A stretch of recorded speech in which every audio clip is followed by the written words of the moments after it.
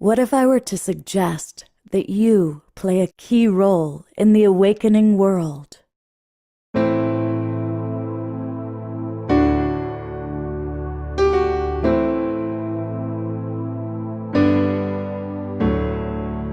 And that you are watching this because you have heard the call.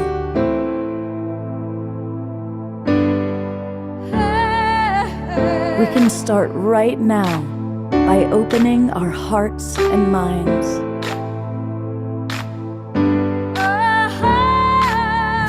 Welcome to the awakening world.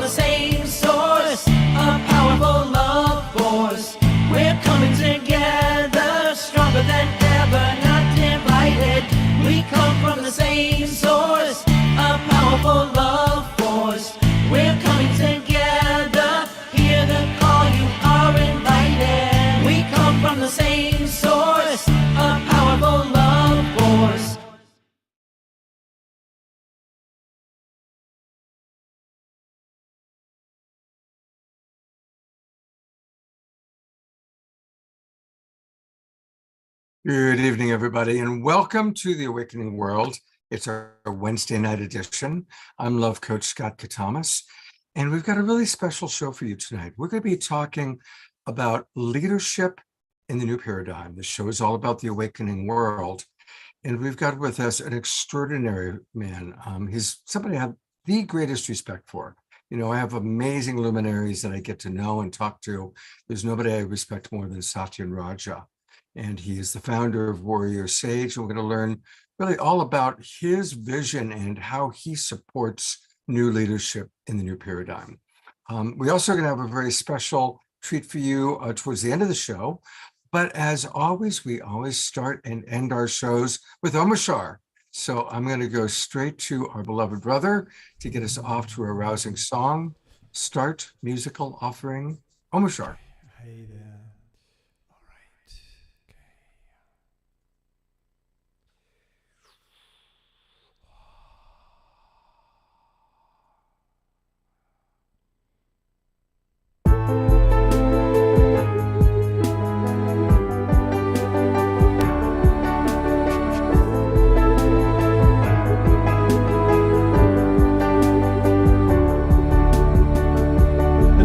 Recognize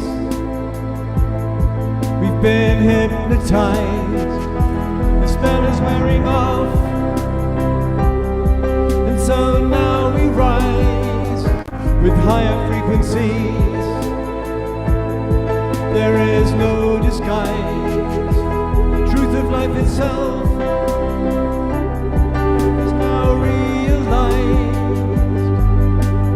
Love is reaching through hearts of me and you. Our world is waking up to our different points of view, and now we recognize we've been hypnotized. The spell is wearing off, and so now we rise with higher frequencies. There is no disguise, the truth of life itself is now realized. So shake yourself free of the past, no longer do we walk in the dark. Let's show each other what we can do, and let our light shine right on through. Now we recognize we've been hypnotized. The spell is wearing off, and so now we rise with higher frequencies. There is no disguise, the truth of life itself is now realized.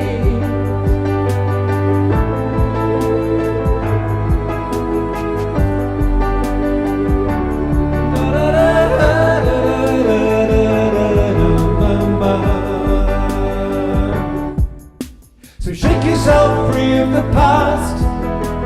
No longer do we walk in the dark. Let's show each other what we can do, and let our light shine right on through. 'Cause now we recognize we've been hypnotized. The spell is wearing off, and so now we rise with higher frequencies. There is no disguise. The truth of life itself is now realized.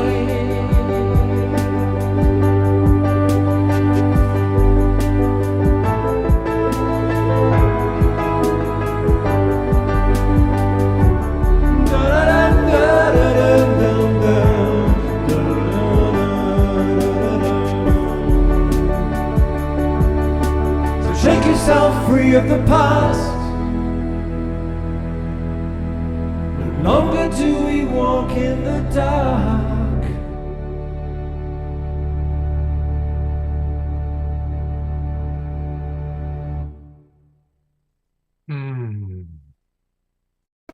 Freeing ourselves of the past and no longer walking in the dark. We are truly coming into the awakening world. And that is the most psychedelic background you have had yet, Mr. Omischar. It's yeah. I'm getting a contact high just from watching it. I know, me too. I only found it this afternoon. I googled on videasy.com hypnotize, and it came up with 1,000 things, and I thought that's the one for this song. So You yeah. have totally hypnotized us. Thank you so much, beloved brother. My Now, pleasure. turns out that you and Satya and Raja have a whole relationship. Which Well, an acquaintanceship, I would say. I met him in Hawaii, and his beautiful wife too, and just an absolutely gorgeous, genuine, heart-centered, fully grounded man. I was so excited to hear that you were coming on tonight, Satyen, and looking forward to this little soiree we'll have in the next half an hour. So, welcome and blessings. Wonderful. Thank you. Thank you, Scott and Omischar. Yes, Omischar, I was playing Omischar's music in my meditation camps and intensives for many years. And then to circle around like this, my heart just blows wide open. So I'm very grateful for this beautiful synchronous alignment. So beautiful. And I want to invite all the people who are watching on Facebook, Conscious Awakening Network, Humanities Team, all of our different broadcast partners. Now, it's wonderful that you're watching us that way, but I want to invite you to come and join the Global Peace Tribe. And this is a good time to do it because tonight is the start of our new season. So what happens is when you join, you're going to get the Zoom room links to all of our shows for the next 3 months. So we do 2 or 3 shows every week. And you can come onto the Zoom room and maybe even ask a question of Satya and Raja. So go to globalpeacetribe.com, then click register for the new season. That'll take you to our registration page. And these are some of the co-hosts up on that top right. Those are the kind of my co-hosts that come in and share shows with me. We do a meditation every night now, 6:30 p.m. Every night we have an evening meditation. And then here's the show that you're about to watch, Evolving Leadership and Human Resources for the New Paradigm. And then here's what we're going to be doing on Saturday night. Saturday night, it's all about amplifying each other's light. And we've got 5 women from all over the world, 3 different continents, who are part of this coalition dedicated to helping people amplify their light. So come, join, register, join the Global Peace Tribe, and we want to see you with us. All right, I want to tell people a little bit about Satyen. He's widely known as a private transformational mentor, advisor, and confidant to powerful, thoughtful, and influential leaders. He is the leader's guru, mentor, and he combines, just like his company, as warrior sage. He's got the discipline of a martial artist and the heart of a Buddha. And I've had the good fortune to get to know Satyen both personally and professionally. he's at the highest level of humanity. He has had a successful marriage for decades, raised children, and changed the world by working with leaders. So, Satyen, I just want to go right in and ask, what is leadership in the new paradigm? What does that mean to you? What are we looking at? Thank you so much, Scott, for your kind introduction. Welcome, friends. For me, leadership, first of all, is moving away from our egoic tendency of control, demand, pushing, carrot and stick motivation, all types of manipulative ways to get people to do what we want, how we want it.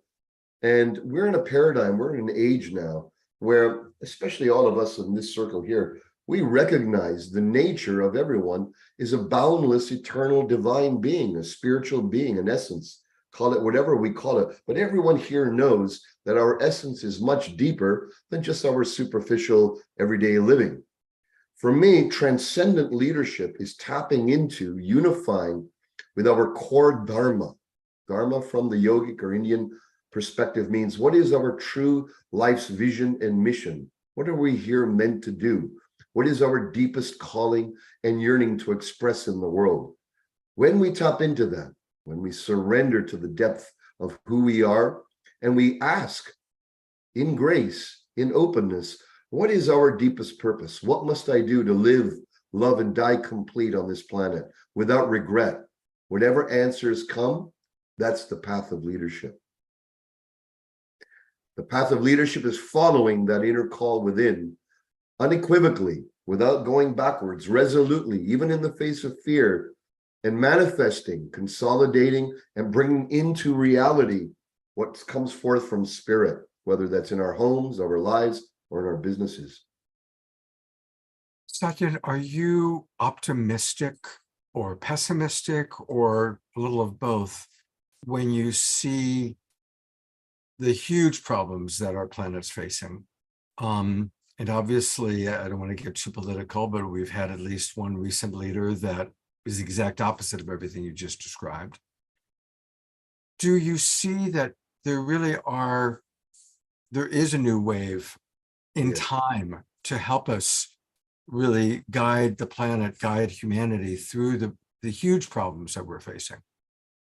Well, as you nailed it, we're in a crisis of leadership. We've got many problems, from environment on many levels, economy, societal challenges. I mean, the list goes on and on. If we're to look at that whole list, it could be overwhelming and we can get pessimistic. Who knows what I'm talking about, right? It's like it's too much to do. How are we going to manage that? How are we going to handle these great challenges we have on our planet? Well, for me, it's really simple. The crisis is not in the stuff that we need to do. The crisis is in the leadership.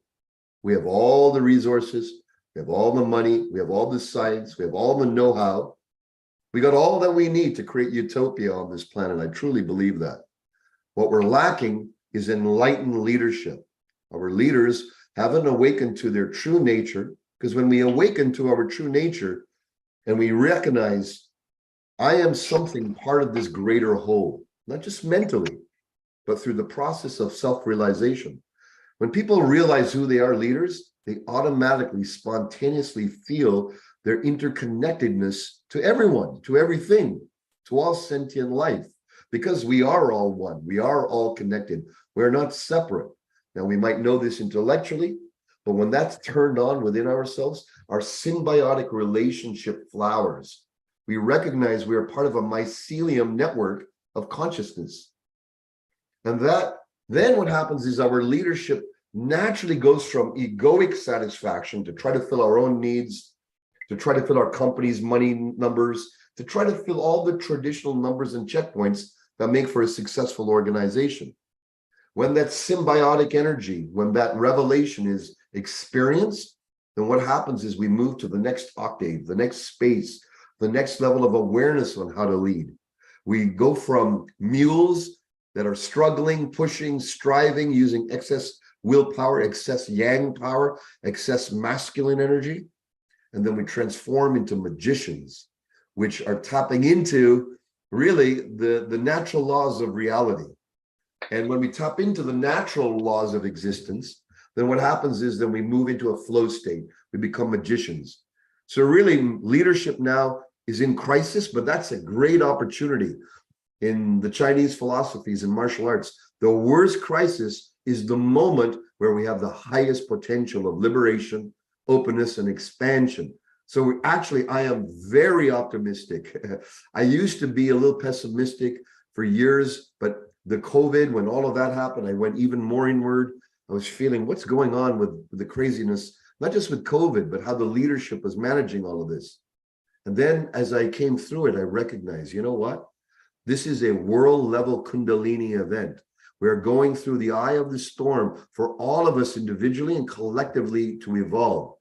And so we're on the right time. We're on the right place. Everything that we have in front of us, all the challenges, is actually for us. It's our opportunity to evolve, awaken to our true nature and our symbiotic relationship and camaraderie. So that's my challenge and my invitation to all of us today. I love how inspiring you are. And of course, everything you say resonates, but I'm going to ask another tough question.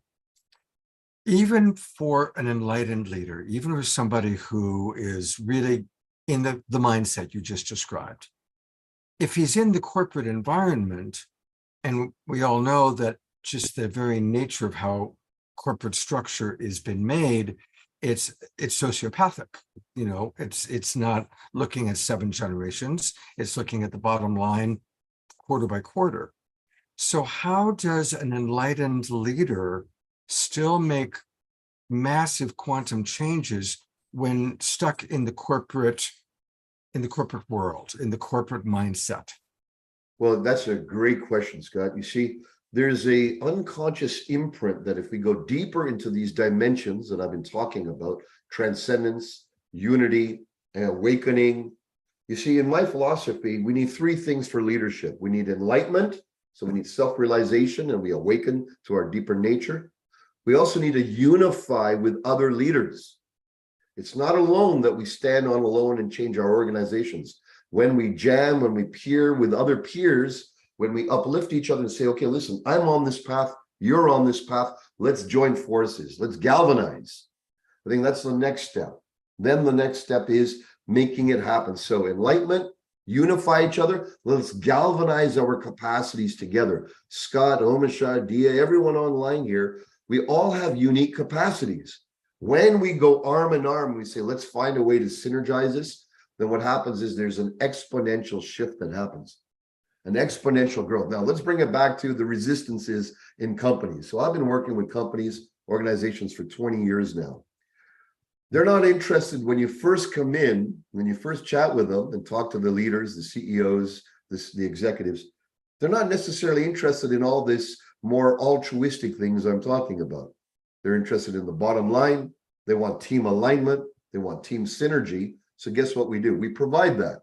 I provide processes, practices, and cultivations which serve the teams to come into higher unity, dissolve the mental obstacles that are in their mind, expand their companies 10x, 100x, whatever they want to achieve. Now, when that happens, beautifully what happens is they recognize there's something going on here. The very processes that I sit them in, they seem like coaching processes, but they're far beyond. They reduce and they remove the barriers of our humanity with each other. In the corporate world, there's a lot of masks. You wear the mask of this role, talking to the mask of that role. And so we're not talking from ourselves to the other. We're roles to roles that are speaking. And we're only looking at numbers that need to be achieved, goals that need to be achieved. But when we drop them into the experience of transcendence and the processes that I utilize in our trainings, we go from chaos to coherence. That's the first thing. Help me deal with the challenges I have that are bogging me down, the fires that are always happening over and over. So that's where I start, Scott. What's the problems you got going on? And always, all those problems always boil down to the breakdown in human dynamics. Always breaks down to human dynamics in families, in large corporations, small companies, it doesn't matter. The breakdown, the obstacles, the ceilings is always in the human dynamics. So that's what we got to heal, awaken, and bring the highest synergy to. And that's the approach I take. Let's ramp up. Let's make your team a super effective, aligned, synergized team, which then naturally opens them up into the higher perspectives, the higher values, the higher vision, the higher mission. You gotta check off the ego's needs first, which then lets them go, the ego can relax, and now they're able to be open to the higher context that comes through. Beautiful. Thank you. All right. Here's a question from Susan. She writes, how can one integrate experience into presentations? Experience other than science. You see this, you've nailed it. You know, words are one thing, a visual is another thing. A tangible experience of transformation, insight, revelation, aha, is essential. In all my trainings, more than just teaching, I like to make sure we have a transformational experience of meditation, a way to remove obstacles in the mind. And so those of you who are working with others, when you give an experiential dial-in, then people have an embodiment. They're going to walk away. No one ever remembers very little what you talk about, but they remember the emotions and the energy and the vibration that you left in the space. So I think it's really important for all of us who are facilitators or who aim to be facilitators in leadership to really give people an experience that takes them out of their comfort zone, that brings them into a higher understanding, and that brings them closer to each other on the team. I think that's the first step to start with. Beautiful. Here's a question from Sylvia. Where does magic fit in enlightened leadership? Co-creation of care and thriving with and for all beings? Is that where the magic fits in, or what else? This is really beautifully said. So let me share with you the model that I use. This is my book set called Transcendent. It's from my book set, Transcendent CEO and Transcendent Culture. There's exercises and practice and lots of applicable wisdoms there. But the model I have is this. I'll show you the pictures. 5 pillars. The circle represents going from egoic power to enlightened power. Enlightened power is crafting and calling upon a vision, a mission that compels all of us to row in the same direction. Creating a world that doesn't break down is an example of one of the missions and visions I created for a company that created a software that basically detects when things are going to break down. And we can avert so many natural disasters, mechanical disasters, because now we have a world that doesn't break down. That's an example of a vision that's compelling, that brings the company together. But you talked about the next element, heart. In companies and organizations, tends to be a lack of heart, a lack of heart connection. We tend to come from, as I said, roles rather than from the soul. We come from the role. And so what we do is in our organization, a very powerful exercise is this. And you can do this with your family, your friends, you can do this in your companies. And you say to each other, so Brother Scott, a way that you would reduce or lower my reputation and significance is talking badly about me, not sharing about my work, keeping me private to your own self. A way you can raise my reputation and significance is like you did today, sharing your personal experience with me, referring me to other leaders who could grow and who wish to, evolve themselves and their companies. Now imagine sharing what I just did with everyone on your team, and you sharing that with everyone on your team, and your team sharing that with you, a way that you can lower your significance and reputation, theirs, and a way that you can raise their significance and reputation. When I've done this in companies, everyone goes, wow. When they hear from their teammates, hey, don't lower my reputation this way and significance, but a way you can lift it up is this way. Then all of a sudden we go from the ego self, which wants to raise its own reputation and significance, which is how you grow in a company, and it reverses the energetic to now us raising our teammates' reputation and significance, which then in turn wants to do the same for you. So now the heart energy opens, because now we feel we're not competing with each other in the organization. We're fostering our unity, our heart, our love, our care for each other. So that's one pragmatic way to do that. It's essential And then ultimately, we look at creating visions and missions that go beyond company culture, corporate growth, shareholder values, into the values that serve the greater good. One, the same being. We are going to have our meditation in 3 minutes. But something I want to start talking about, and then we'll talk more about it after the meditation, is human resources. And I saw, I think it was on Facebook, that you had a whole new vision for human resources, which is interesting because I've recently been hired to create the human resources department for spiritual community in Ashland, Oregon, built around the Twin Ray. And so they want their human resources to be built around compassionate communication. So I've come in and I'm teaching compassionate communication to everyone. And I'm really fascinated to hear what the new vision, as you see it, for human resources and a human resources department would look like. So like 2 or 3 minutes now, and then we'll go deeper into it after the meditation break. Very good. So, you know, in the companies I work with, first of all, I let them know the term human resources sounds like we're chattel, we're cattle. We're not resources. We're human beings, and we're not resources to draw from. So that's the first rescripting I have. What I like to have my companies say is we're not a human resources department. We're the human flourishing department. We're the human upliftment department. We're the human synergy department. It shifts it from resource into service, into how can we become together. That's number one. I've created a whole what I call executive black belt curriculum. And in there, Scott, we go through power, as I was sharing, heart. We also go through freedom, flow, and wisdom. Freedom means removing the obstacles to greater freedom.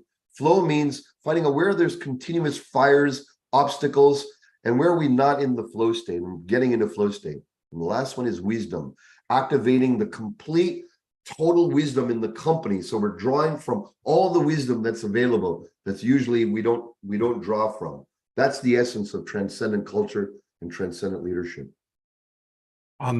So we're talking, of course, with Satyen Raja, and his company is Warrior Sage, and you can learn all about it by going to warriorsage.com, warriorsage.com. And then if you click on Content Library, that's where you can see some of his extraordinary books. And here's what he's talking about: his Transcendent Leadership podcasts, his interview series, his lessons, published articles, interviews with other warrior sages. And some amazing people have come through his organization. I did a 5-day retreat with him. I think it was around 2017, 2018, up in Canada.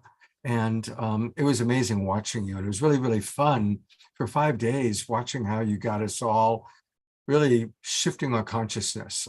So we'd have more from our beautiful brother Satyen, but it is 6:30. And for the last couple of months now, we do meditation every night at 6:30.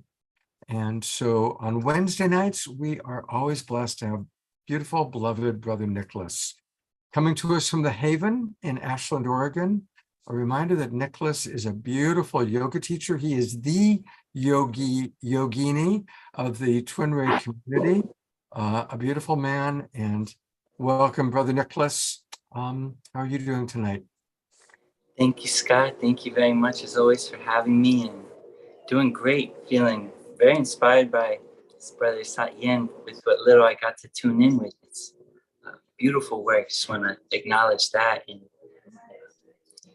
have the joy to just follow up. So, Beautiful. We're turning it over to you, and thank you so much for being with us every Wednesday night, Nicholas. thank you very much. So, here we go.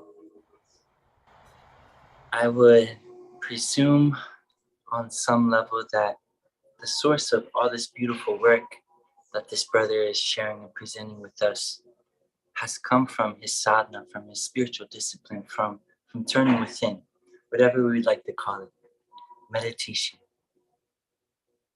Having that practice to create space for that divine inspiration to come through us and co-collaborate with Source in such beautiful ways and evolve and grow. But always do my best to show up in the space of meditation as a child, just so open, like the first time, open to the miracle, what may be with each breath. So maybe we do our best to tune into that space of miracles together, the stillness within, of the divine inspiration that wants to move through all of us to create and manifest, and serve and give back.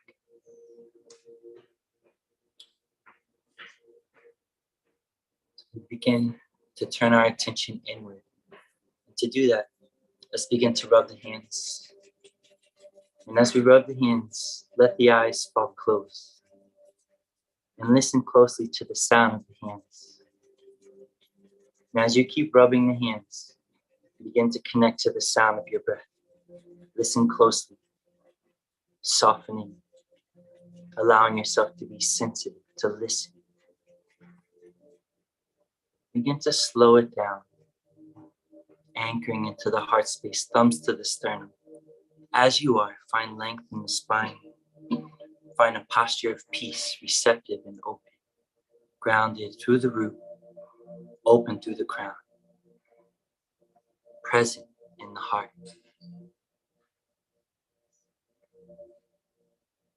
And as we unite as one in prayer, within our own sphere, within ourselves, may we invoke a prayer and intention in this moment to show up in that space of grace, fully open, like a child's wonder.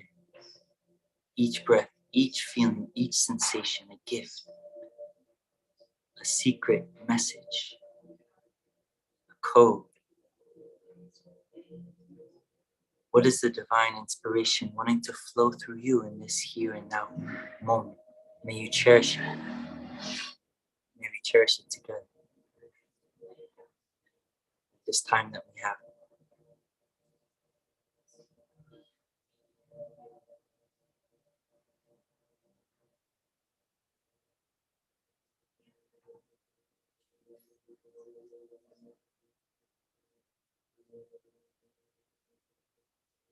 It's taking these next few moments to cultivate awareness within, to see what arises within the heart space, prayers and intentions, evoking the space within and throughout.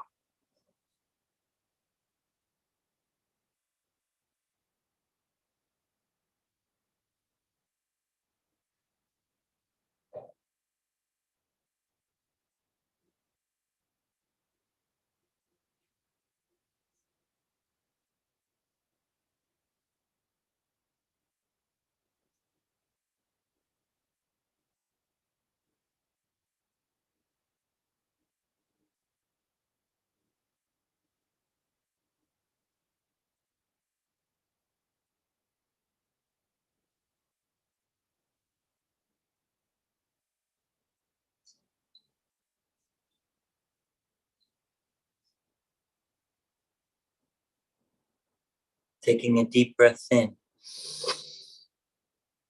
and a sigh out, softening the body even more, deeper presence within. And let's go a bit deeper as we invoke a posture, a mudra of the hands, like a teepee. The fingertips gently touch with about 2 pounds of weight. And let this teepee come down right in front of the chest. Let the thumb point towards your chest, towards your diaphragm there, and the other fingers pointing forward. Let the forearms be parallel to the ground. Feel that space being created in the lungs and breathe into that space. A steady breath in through the nose and a gentle sigh out through the mouth. Let the breath glide out through the lips. And continue like so, in through the nose. Just let the breath fall out gently as you exhale. Continuing this pattern. A gentle pressure in the fingertips, a softness in the shoulders, length in the spine, open in the heart.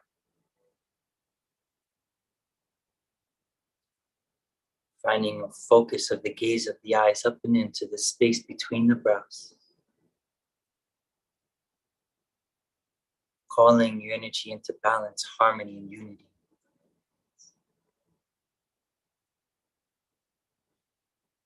Holding this posture of peace, applying the presence with each breath, open and receptive. Not grasping or reaching, listening, feeling, allowing what comes to come, allowing what goes to go. Be still and see what remains.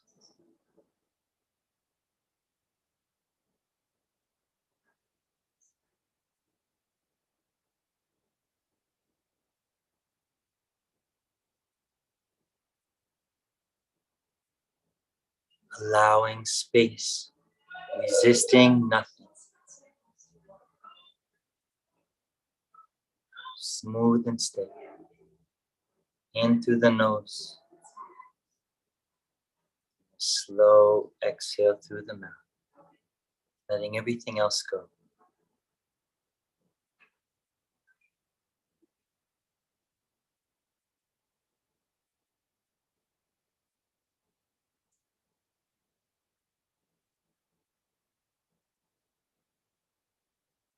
Being sensitive.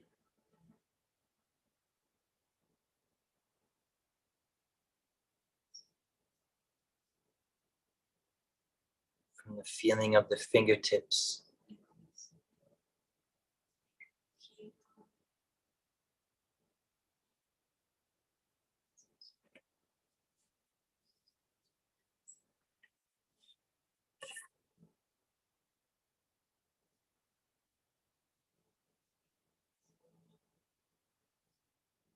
From the feeling in the fingertips to the sound of the breath.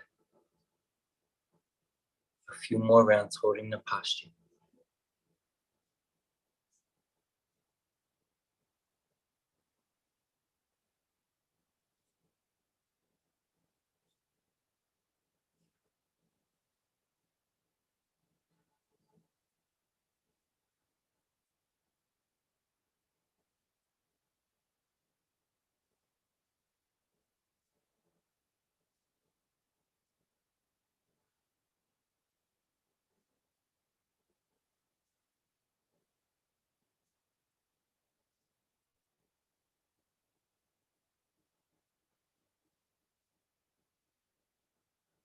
Taking one more breath in.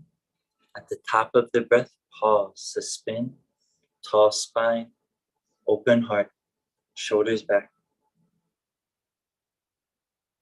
And a full exhale through the mouth all the way.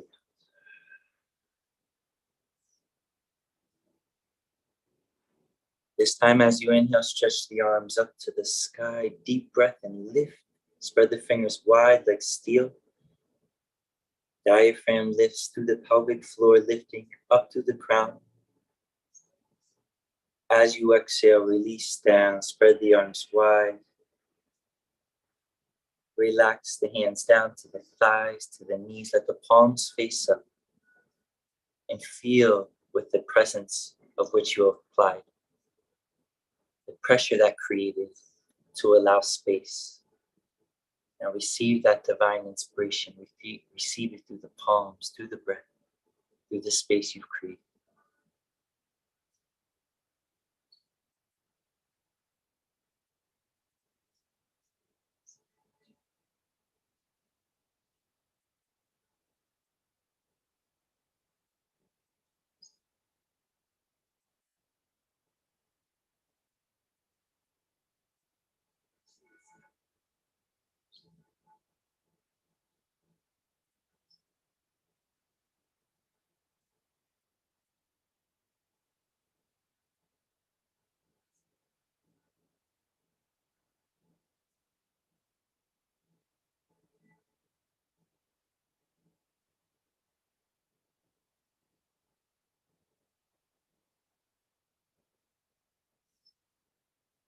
Feel the natural rhythm of the breath in union with the beat of the heart. working together.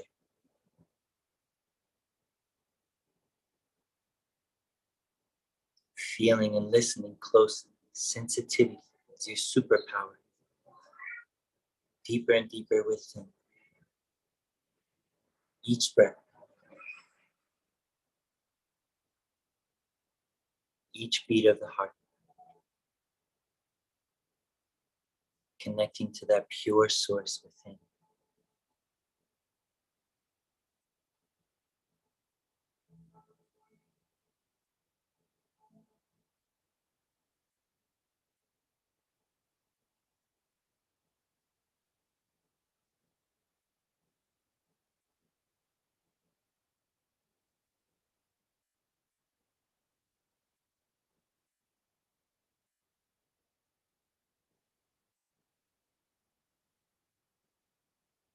In this moment, anywhere that you may feel some tightness, some tension, breathe into it, soften, be an open channel.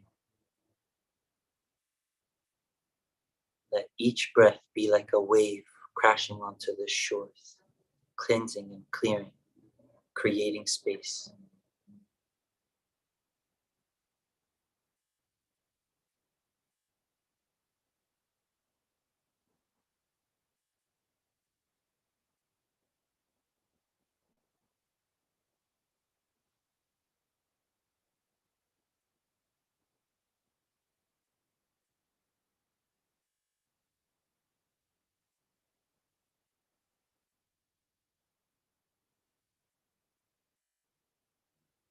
And in that space is the remembrance. That aha, that sweetness. Remember, there's only one doer. And we are just to be in collaboration, in witness, in play and devotion with that which cannot be described, only felt and experienced uniquely through each and every individual soul.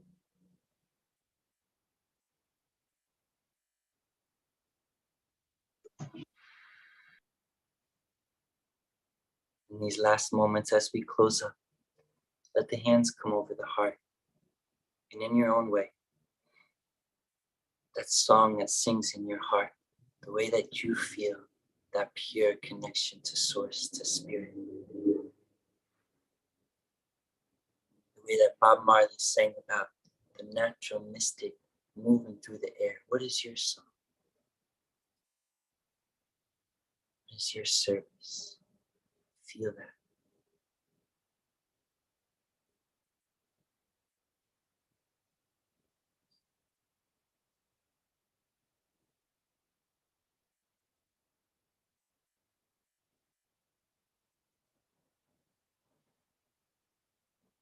Beautiful. One more big breath in to unite. And sighing. Let it go. Let the palms unite. Bring it into the forehead. Sealing it up.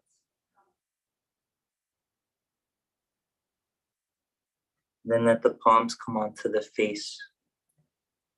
Just begin to ground in a bit, rubbing the eyes and the face. The hands down to the shoulders. Down to your knees and thighs. Blinking the eyes open, coming back.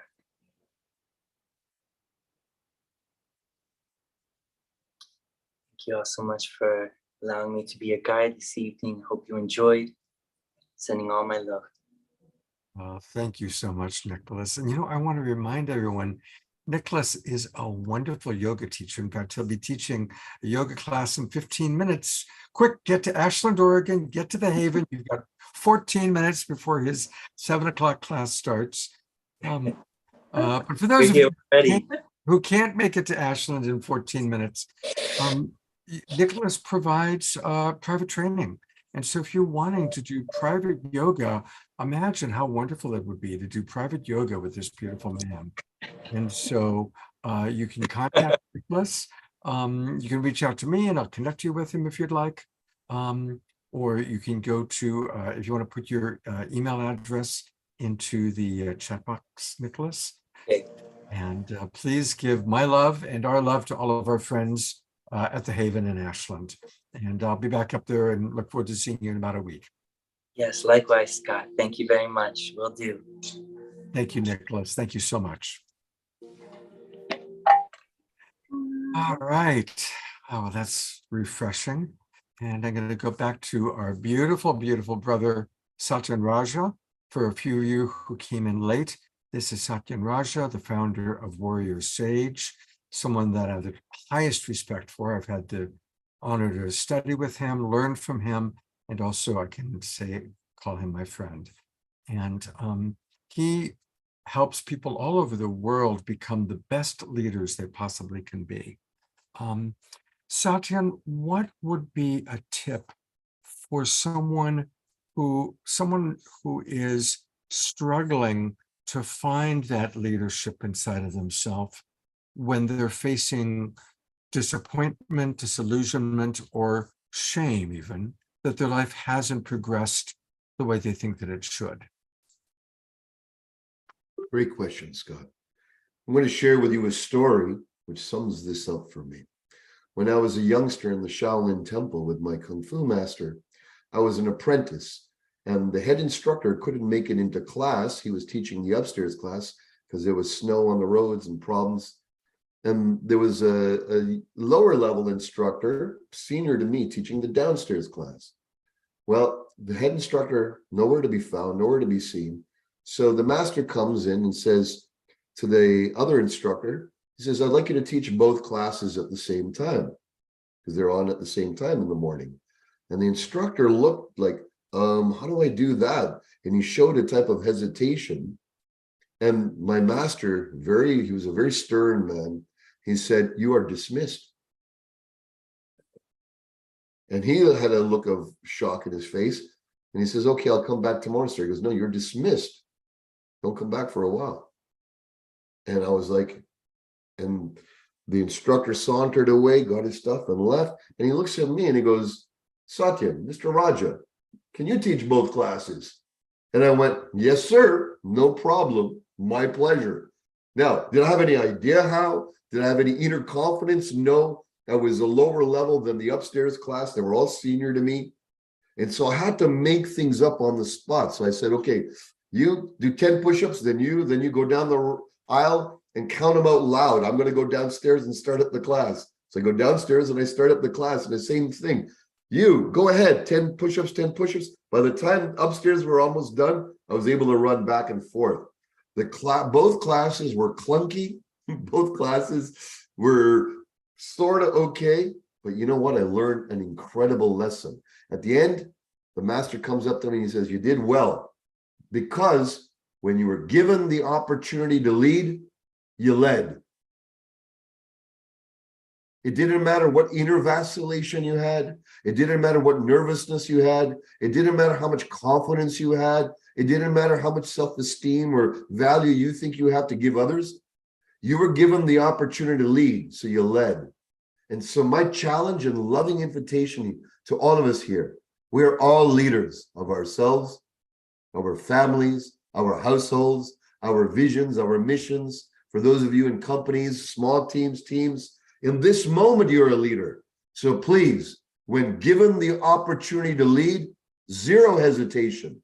Even though inside you might have the heebie-jeebies, go forward, go valiantly. The price of leading, when given the opportunity, what you'll get back is profound feedback, insight, and you'll gain a power within yourself just because you took the leap without the how. When given the opportunity to lead, what do you do, everyone? Lead. Wow, that's a great story. And I always get so inspired listening to you. I'm working right now with a couple that are about to have their first baby. And I said, and they said, we're not ready. I said, of course you're not. You'll never be ready. And when you've just figured out how to handle a 1-year-old, the little bugger's going to turn 2. Right? So we're never really ready for a new opportunity. We just learn as we go and keep tuning in. Inner feelings of readiness are not the calling card. That's the resistance and the egoic fear. Rare do we ever feel that we're ready enough to do the movement, the action, the big steps we need to. Everyone here has some action, some step that they've been avoiding, that they know they could take forward, but they have inner resistances. What if you made that action anyways today? You're given the opportunity to lead and you lead. You tell the universe, you tell yourself, I'm going to step forward, and then watch the how fall into place. If we wait for the how before we lead, it rarely happens. But when we say, I'm ready to lead, the how, the clarity, the resources, the friends, the insight starts to come, because we've initiated the leadership from our willingness to face the fear of anything or the smallness of our past. Last question for you, because I know you got to go. How do you, in leadership, suggest balancing the logical brain that has memorized a lot of important information and the other side of the brain that is like a clear channel for spirit to flow through? Great question. So the leadership, with the leaders I train a very simple model: heart and mind, soul and mind, whatever you want to call it, okay? Intuition and mind. Two navigation systems, two GPS tuning in systems. The mind is rationality. So we need to use rationality and clarity in business and decisions. But most of our business decisions and life decisions, many of us use rationality in the mind. Now, the spiritual people, we tend to use the intuitive, the feeling. How do we know it's a yes? There's a feeling of deeper comfort in our being. That's the intuitive yes. The feeling of discomfort is the intuitive no, caution, hold on. So the training that I'm going to ask everyone to do, the self-awareness, is notice when you're about to make a decision, a big move, a small move, even going for a little bite today. What does your mind say? And what does your intuition, feeling, level of comfort say? If the mind is green and the gut and the feeling is yellow or red, don't go forward. If the mind is red, meaning no, and the gut, the intuition, the feeling says yes, it's yellow or green, don't go forward. Wait until the soul, the feeling, that feeling of yes on the within also lines up with the rational yes. When those two line up, move forward valiantly, don't hesitate, you're on the right path to success and expansion. But if you just use one of those, or you're loyal to soul and intuition, less loyal to the mind, or loyal to the mind and rational, and less tuned in, then what will happen is continuous bumps, continuous obstacles, and you'll be in a loop and pattern that just gets more of the same. The divine has given us these two navigation centers. We need to use both of them, the masculine and the feminine, to make the best decisions for ourselves and the greater whole. Beautiful. So much wisdom here. We're going to edit what you've shared today and put it into its own segment, put it up on our website. But speaking of websites, we're going to conclude by going to your website, warriorsage.com. warriorsage.com. You've got a whole new black belt program. Tell us about your black belt leadership, or executive black belt evolution. You know, we've been training leaders for many years, and what I've done is put together really what I consider the quintessential leadership program really that on the planet. I've designed this with my colleague Alan Shelton, who's a very esteemed corporate leader and spiritual teacher himself.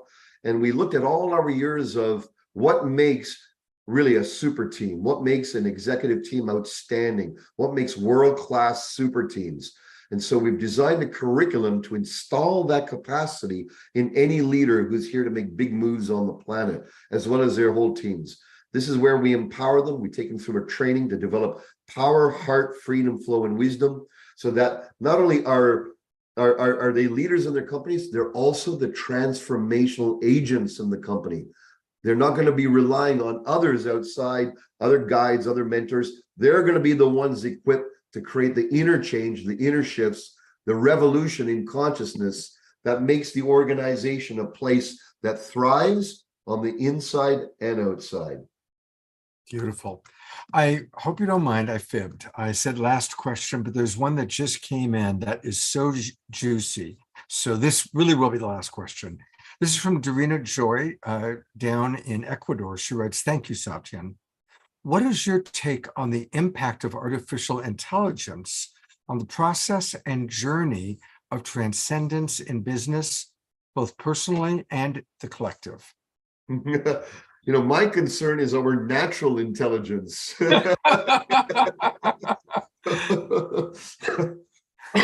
Artificial intelligence is a tool for our natural intelligence. It's a tool. It's not a takeover, if you will. It's a tool to be used. And so the way I look at it is, as a warrior, I use the tools that I need to up level whatever I need to up level. But the true awakening needs to happen at the inner level of being, which is our natural innate intelligence. What is that? The natural innate intelligence is our connectedness to all reality, all sentient beings. When that's turned on, then whatever AI or other types of intelligences, they'll be in benevolent service to our own natural intelligence. That's more important than anything else out there. Wow. Thank you for the wisdom. I'm going to bring our beloved brother Omashar, and Omashar's had a baby, has had a child during the time that we started this show. That was quick. This is true. I was just heard a knock on the door, and in walked my beautiful friend from upstairs, Aidan. And so say hi. Hi. There we go. Satyen and Scott. Anyway, go for it, Scott. All right. Satyen, thank you so much. Again, you can find all things Satyen Raja at warriorsage.com. Please give my best to Suzanne. Will do. Thank you so much, Scott, Omashar, and all friends gathered. Much love and blessings. Blessings, brother. Thank you. All right. I've got a very special something coming, but I want to make a couple of announcements. An extraordinary thing happened. My friend Sean Morden, you might recall that we did a whole little tribute. We talked about how I worked with him on Strange Universe and that he had passed away. Well, indeed, the doctors declared that he had died and he came back to life. This is true. I posted that he had passed away. And here he is giving a thumbs up. He literally died and came back to life. Only Sean Morden. And get this, it was on his birthday. On Sunday, he died. And on Sunday, he came back to life. And Sunday was his actual birthday. So Sean is still with us. And I definitely, once he's a little bit better, I'm going to have him on the show to talk about his experience. So Sean Morden is still with us. An amazing story. And I think what I'm actually imagining, Sean, Daniel Brinkley, Sean and I are all old drinking buddies, to be honest, from back in the Strange Universe days. And so I think my fantasy is to create a show with Daniel talking about near-death experiences, Sean, who just had his near-death experience. And that's going to be an interesting episode of The Awakening World for us to look forward to. I also want to put the camera on our good friend Don Drake. And a reminder that Don is someone we're raising money for. And we announced this a week ago. And lots of you have contributed. And so for those of you who haven't contributed, we still love you. Prayers are great. Green money or green energy is also wonderful. And Don, I wanted to give you a chance to say thank you and just kind of share how you're doing. Yeah, well, thanks a lot, Scott. I really appreciate this. The light went out in my room, so I'm just using computer light, so you'll have to bear with me. But the light inside is always burning. So yeah, I am 4 weeks from I took a spill and I have cracked a couple of vertebrae, and that's been an experience. But an amazing thing happened falling and cracking vertebrae is it really cracked me open to become more open to receiving love. And what I'm discovering is that anytime I do a lot of stuff online because I got to spend a lot of time in bed. And I've been on this class for the last couple of weeks, and there's probably 60 people who are all really adept, heart-opening kind of people. And every time I go on there, I find myself just bringing in more love, and there's this transformation, this transfer of energy that goes on that just totally lifts my spirits. And so it's like I'm not thinking about the cancer that I got diagnosed with. I'm not, chronic fatigue. Well, I've been dealing with that for a while, but I loved listening to Satya because, and my mind was saying, well, let's see, I can't do a lot of stuff, but the truth of the matter is I can do a whole hell of a lot of stuff from here, from my bed, talking to people. And I have exciting projects that I'm working on. And I'm so appreciative of you, Scott, and everyone who's donated some money. And just the support is so wonderful to know that even though it feels like I'm in the last chapter of my life, I say to myself, you know what? I don't know if it's going to be a short chapter or a long chapter. I'm hoping it's going to be a long chapter because there's so much that I want to do to help people awaken, to help people awaken their Kundalini Shakti, and to learn how to cultivate that, to help people learn how to cultivate equanimity. All these things are possible, and I can do that. I don't have to go out and jump up in front of an auditorium and run up and do all the calisthenics like Tony Robbins.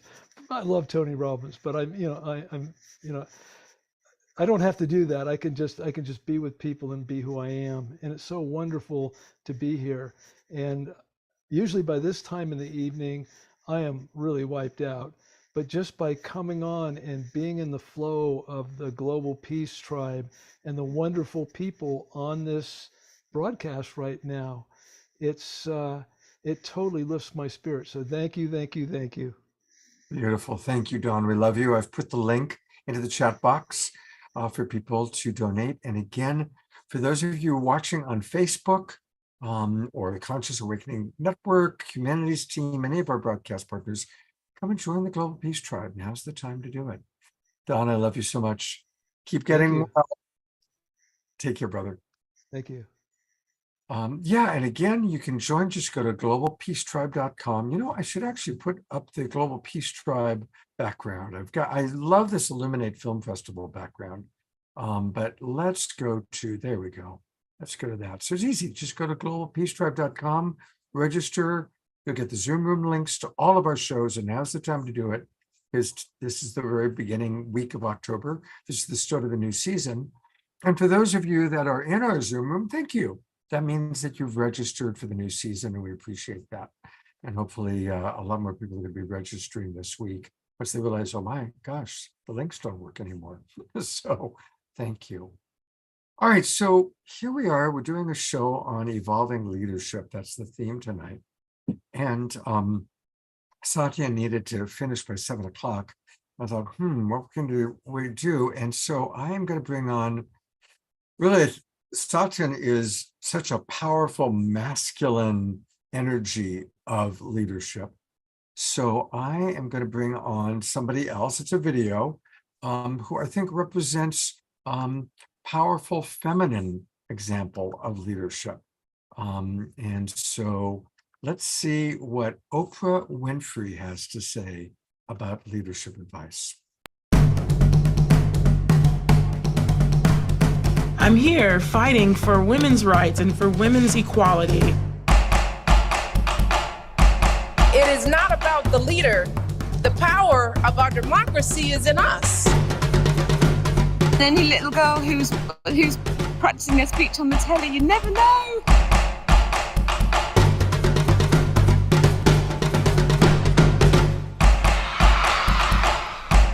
We have our voices, and we are not going anywhere. Now let's go get it done.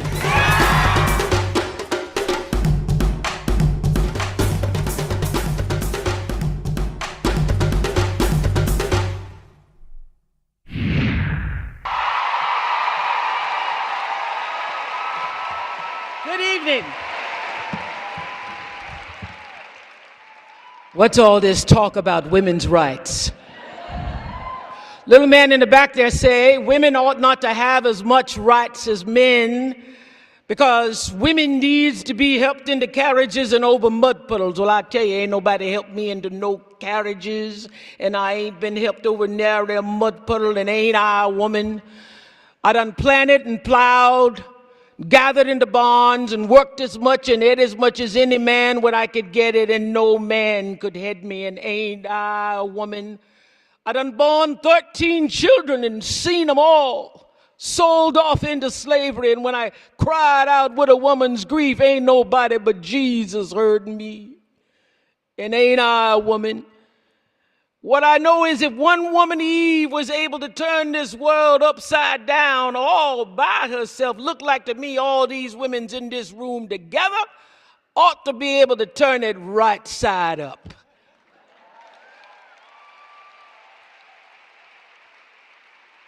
Sojourner Truth delivered that speech at the 1851 Women's Rights Conference in Akron, Ohio. And little did she know that 168 years later, her words will still ring as clear as crystal, and I'd be delivering them to you, women in the world, at this magnificent gathering tonight. Ain't I a woman? But I tell you, the question that Tina Brown poses, can women save the world, got me thinking about Sojourner Truth and her message of common sense and empowerment. It also reminded me of a moment that I shared with Nelson Mandela in his living room several years ago. I had just told him that I wanted to build a school for girls in South Africa, and he asked, why only girls? And I said, because I am one, and because I understand what it's like to have been a poor girl wanting to do good in the world but not having the means to do it. And that the future of the South African nation really depended upon finding leadership and partnership of great women. And I wanted to start the process by building promising young girls for the future so that they could lead South Africa as remarkable leaders. That is what I have done and what I continue to do. And I'm proud to say that these little pups, I call them little pups, come to us from 9 provinces all over South Africa, rural communities, townships. And every girl that has come to my school since 2007 has graduated and gone to college. Every single girl. With the goal of becoming a leader in her own life. Can she save the world? Well, I teach them first, save yourself. And then offer what you know to help save your family, and then your community, and then your world. I teach a class once a year to the graduating seniors, trying to cram everything that I wish somebody had told me before I graduated into a week. I call it Life 101. And my primary offering in that class is this. It is your job to make yourself whole. Not perfect, but whole and full. Your real work in life, your real work, is to fill yourself till your cup runneth over, so that you're never grasping and needy, clamoring and insecure. But you can live your life assured in your worthiness and your right to be here and to become the best version of yourself as a woman being. I teach them that there is no life without cultivating a spiritual life, because you are first and foremost a spiritual being having a human experience. And if you lose sight of that, it's easy to get lost in the world, and no one can save a world that they're lost in when they've lost sight of their own North Star. So having a spiritual life actually means actively and ritually creating the space in your life all the time for gratitude, for kindness, for empathy, for inspiration, for joy, and for reverence for life in the home of your soul first. And then working to spread that inner joy outward. It means slowing down. It means taking in the moment. It means being exactly where you are, not distracted somewhere else. It means knowing who you are and getting about the business of fulfilling why you really came to our planet. And also knowing that just being who you are, the reach of your arms, the span of your hips, the stride of your steps, the curl of your lips, as Maya Angelou used to say, makes you a phenomenal woman. That the arch in your back, the sun in your smile, the ride of your breasts, and the grace of your style. Nobody else has that like you. Because you and me, we in this room tonight are phenomenal women in the world. So Tina asked this question, can women save the world? And the answer is, we women people, we are used to saving other folk. We've been doing it a very long time. And we need to first and foremost honor the sacred time of saving ourselves, because that is where our greatest power lies. That's what Dorothy was trying to figure out running up and down that yellow brick road all that time. And when we fulfill the task of actually making ourselves whole, we're set up to fully express what we know, to now negotiate, differentiate, to placate, to facilitate, to demonstrate, and delegate. And on a really good day, it helps us carve out 20 minutes to actually meditate. And on a really, really good day, like the one we had last January, some of those very skills helped get 42 new women sworn into Congress.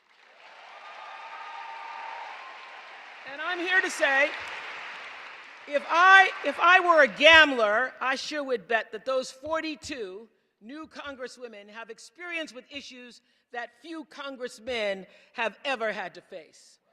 Let's see, let's start with, there's the profound and abiding lack of equitable pay. Ditto, the lack of affordable childcare. There's the distinct possibility of being sexually assaulted in college or raped on a date. There are the bosses who believe that the female anatomy is theirs for the grabbing. There's the shocking abuse of women serving in our military, and we could go on and be here all night. But if this sort of nonchalant brutality has wounded our spirit in any way, I'm here tonight to say that it has also galvanized our determination to live with greater depth, with greater tenacity and backbone. This diverse new generation of congresswomen has been forged by fire, and this is what I know for sure: we are all the better and the sharper for it. Stacey Abrams is quite simply a force of nature. Michelle Obama's extraordinary book, Becoming, is on track to be the best-selling memoir of all time. Marie Kondo is sparking new ways to think about home. Greta Gerwig's version of Little Women hits theaters this Christmas. And as of last week, Lori Lightfoot is the first African-American openly gay mayor of Chicago. Will you look at us, women in the world? So we protest and we persevere and we get knocked down. But to paraphrase a memorable moment on the floor of the Senate, still we persist. We prove ourselves again and again and again, and we maintain a healthy skepticism, but we refuse to become cynical. We cultivate optimism, but we are nobody's fool. We are diplomats. We are advocates, as you've seen here tonight. We are troubleshooters and problem solvers. And despite NASA not being able to come up with one extra spacesuit in a size medium, we are also astronauts. We believe in commerce. We believe in art. We do our damnedest to believe in ourselves, and we believe in justice for all, regardless of race, religion, sexual orientation, or checking account. And as hard as it is for some folks to fathom, the vast majority of us also believe we can determine the right reproductive choices for our own bodies.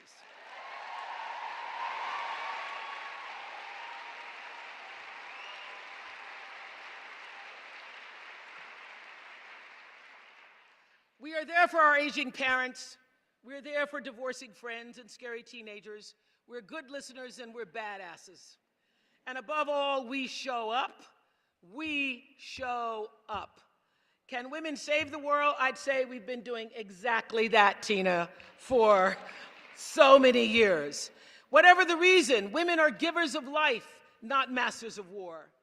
And conferences like this one actually inspire us to continue to do the work. So I want you to leave here today. I want you to pick a cause, any cause. For sure, we have plenty to choose from. There's gun violence and climate change and systemic racism. There's healthcare and media bias.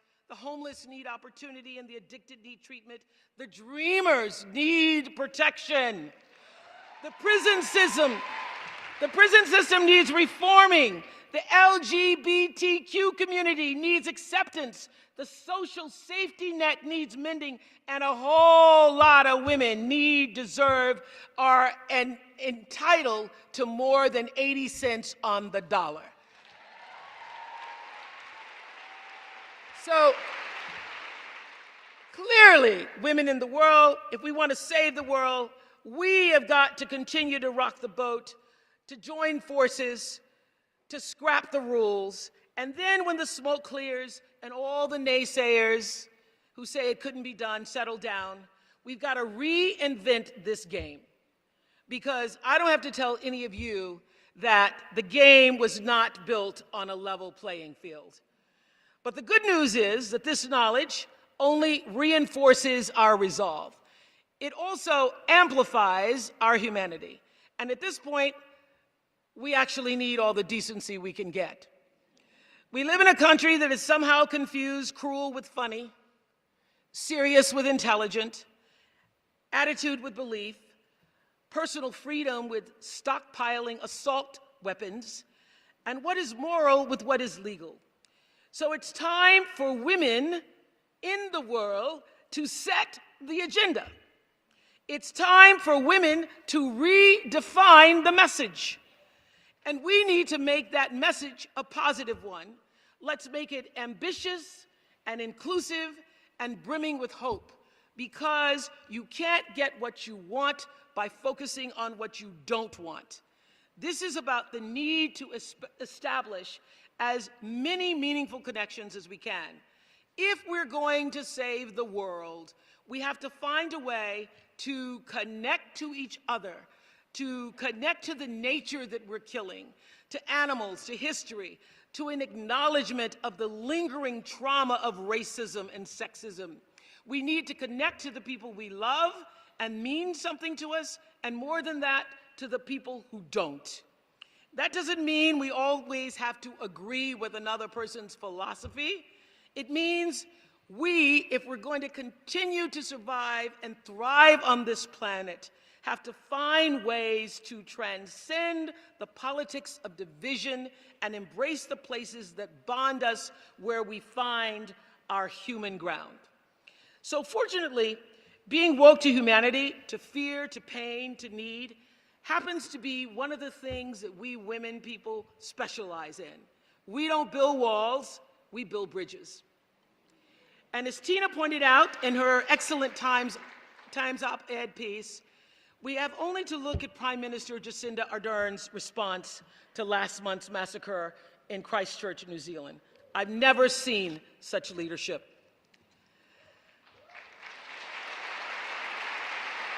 The Prime Minister is a woman who has the courage of her convictions, and she set a global standard in leadership with her response. The answer, she said, lies in our humanity. We each hold the power in our words, in our actions, in our daily acts of kindness, she said. So women across the country then showed their solidarity by wearing headscarves to emulate the hijab that Ms. Adarn chose to mourn in. And the Arab community felt their benevolence. 50 murders that could have brought even more destruction instead led to a portrait of the Prime Minister displayed across Dubai's tallest building with the word peace shining above it, in English as well as in Arabic. Jacinda Ardern projected peace and goodness, and the Arab world projected it right back for all of us to take in. And suddenly we saw that the other didn't seem that much different from us. So here, women in the world, we have to make the choice every single day to channel our own inner Jacindas, to exemplify the truth and the respect and the grace that we actually wish for the world. We need to tell it, as we're doing at this conference. We need to write it. We need to sing it. We need to proclaim it. We need to be it. We need to be the truth. We have to be the respect. We have to be the fierceness, the love that we want to see. And when we do that, mark my words, a change is already coming.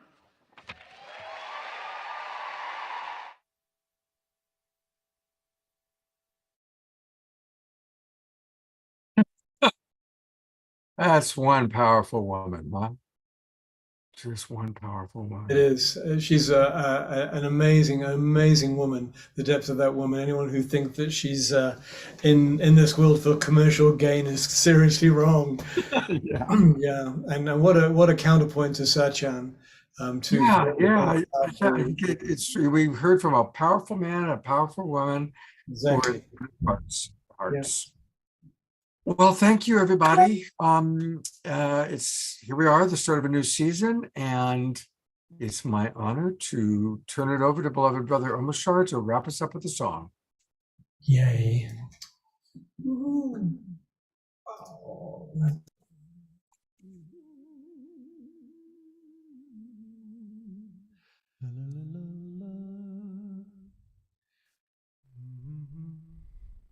Sorry. Okay.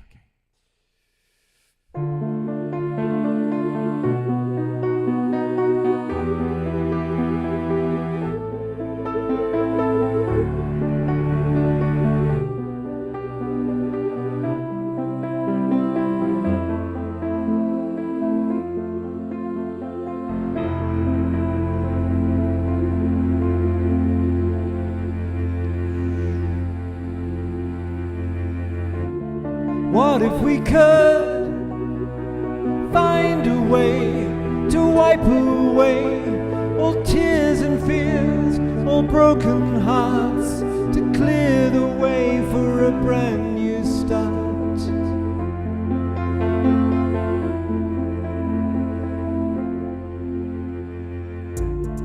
Now that we see and know the way to lift our day and shine the light for all to see, the way back home and the way to be free.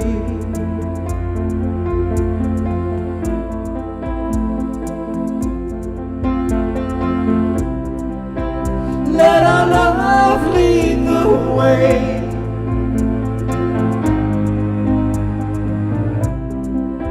Let the light shine through all.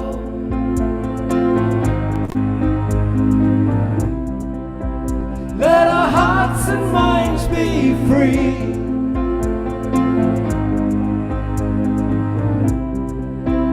As we rise up from the fall,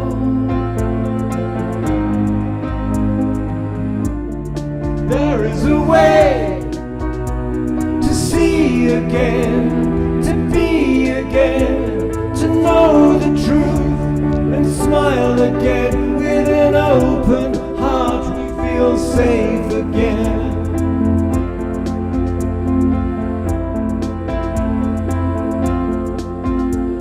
And now that we're free, free, and we see that the way is to let our love show us a new way to be, and we relish the chance to be part of the dance that will recreate the world anew.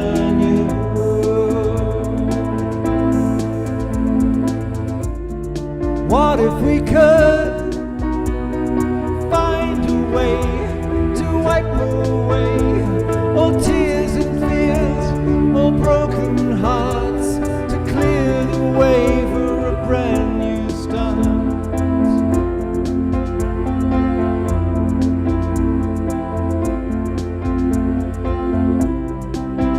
Let our love lead the way.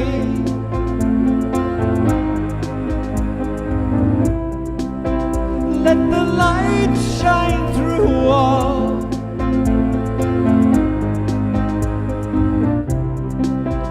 Let our hearts and minds be free.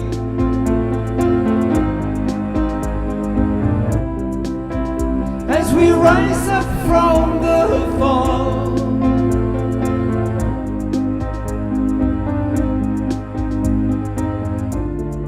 Now that we're free,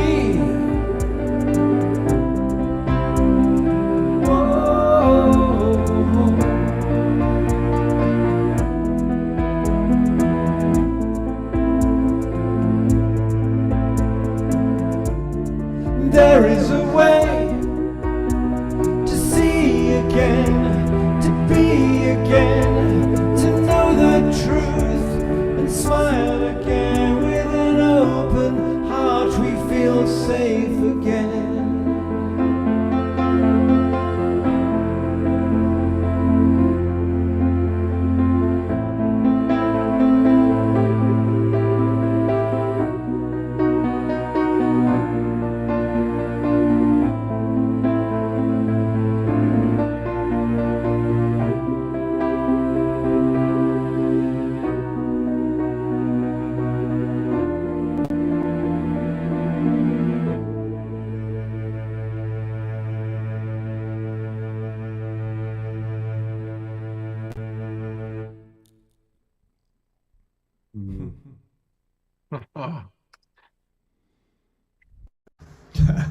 That's a great song, man. That's a great song. It's beautiful. I'm just, sometimes I'm just so open that they just drop in and it's complete and it's like, wow. And it's funny, I actually chose these two songs tonight for Sachin. It was his spirit of the thing, and he left, and Oprah came on, and it was just like the perfect song to synergize the whole thing. I just felt it through and through. Yeah. Yeah, I'm so grateful for you, Omashar. Thank you so much. Yes, You really make this show happen. You are priceless, absolutely priceless. Thank you, everybody. And I love what Dia just wrote. Scott, were it not for you playing that tape of Oprah, I never would have heard it. The replay will give me the tool I want to show people who make lame comments about nothing ever changing. So thank you. That's nice to read. And of course, Diara, Sylvia are sending, Eleanor apparently went to the wrong Zoom room. This often happens when we shift and we have new Zoom rooms. So hopefully I did send out an email today with all the Zoom rooms, but usually it takes people a little while to catch on. So yeah, we missed Eleanor and Ian, so I'll make sure that they get the recording. And hey, everybody, get the word out there. Let's get more people registering for the Awakening World this season, okay? I've got some great shows planned. And always beloved Omashar providing us with such inspirational music. God bless you. All right, everybody. See you on Saturday night. Have a great couple of days. Bye. Namaste. Namaste.